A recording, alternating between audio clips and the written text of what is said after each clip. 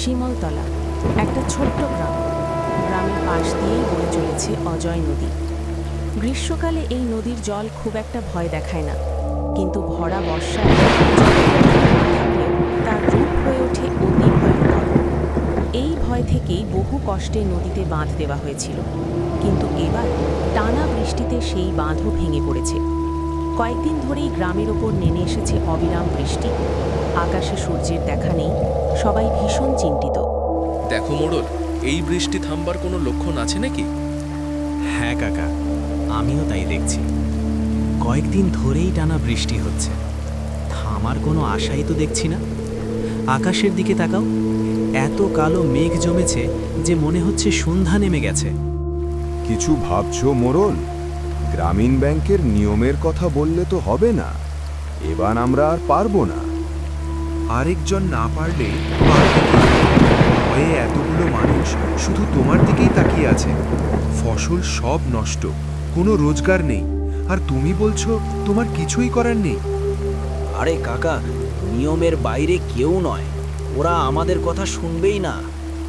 ঠিক আছে, সামনের বছর তোমার নির্বাচন আছে না? তুমি তো গ্রাম পঞ্চায়েতের ভোটে দাঁড়াচ্ছ, তখন আমরাও বধির হয়ে যাব। চলো সবাই, এখানে আর লাভ নেই। আরে রাগ করো কেন কাকারা?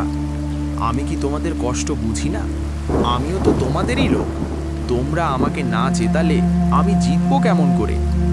দেখো, তোমার বাবা এমন লোক ছিলেন না। বন্যা নতুন কিছু নয়, আমরা জন্ম থেকেই বন্যা দেখে আসছি। তোমার বাবা বহুবার নিজের ঘর থেকে চাল ডাল টাকা দিয়েছেন, কাউকে বলতে হয়নি, নিজে থেকেই করতেন। আরে তা কি আমি জানি না কাকা? মোড়ল ঘরের দিকে তাকাতেই তার স্ত্রীর চোখ পাকিয়ে ডাকল। কাকা একটু দাঁড়াও, আমি ঘর থেকে আসতেছি, তোমার বৌমা ডাকতেছে।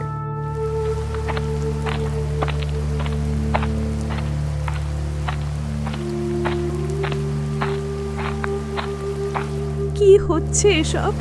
এই ভরা বৃষ্টিতে ওই বুড়োগুলার সাথে যাবে নাকি? তোমার কিছু হলে আমরা যাব কোথায় বলো? আরে আস্তে কথা কও, আমি শুধু একবার দেখে আসছি। এইসব কথা কি বলার সময় এখন?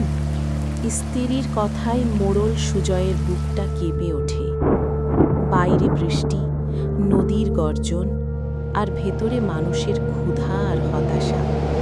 সে ধীরে ধীরে ঘর থেকে বেরিয়ে আসে। কাকা কাকারা রাগ করে চলে গেলে সমস্যার সমাধান হবে না।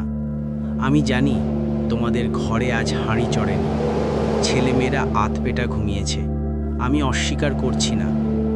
তাহলে বলো সুজয়, আমরা কি করব? এই ভরা বৃষ্টিতে এখন কেউ নদীর ধারে থাকলে বিপদ বাড়বে। আজ তোমরা সবাই বাড়ি যাও, ছেলে পুলে বউ বাচ্চাদের আঁকলে রাখো। আমি একা না, কাল ভোরে আবার সবাইকে নিয়ে বাঁধের দিকটা দেখব। কথা দিচ্ছ তো? কথা দিচ্ছি কাকা, আমার বাবার নাম নিয়ে কথা দিচ্ছি। আমি যদি কথা না রাখি, তোমরা আমায় মোড়ল বলবে না। সুজয়ের চোখে তখন ভয় নেই, আছে দায়িত্ব। গ্রামবাসীরা একে অপরের মুখের দিকে তাকায়। ঠিক আছে বাবা, তোর বাবার কথা মনে পড়ে গেল। আজ আমরা যাই, কিন্তু তুই একা থাকিস না। গ্রামবাসীরা ধীরে ধীরে একজন একজন করে ফিরে যায়। বৃষ্টির মধ্যেও আজ একটু আশার আলো জ্বলে ওঠে। সুজয় একা দাঁড়িয়ে থাকে উঠোনে, চোখ নদীর দিকে। আমার ছোট্ট কাহিনীটি যদি আপনাদের ভালো লাগে তাহলে একটি লাইক দিন এবং চ্যানেলটি সাবস্ক্রাইব করতে ভুলবেন না। আপনাদের ভালোবাসাই আমার শক্তি।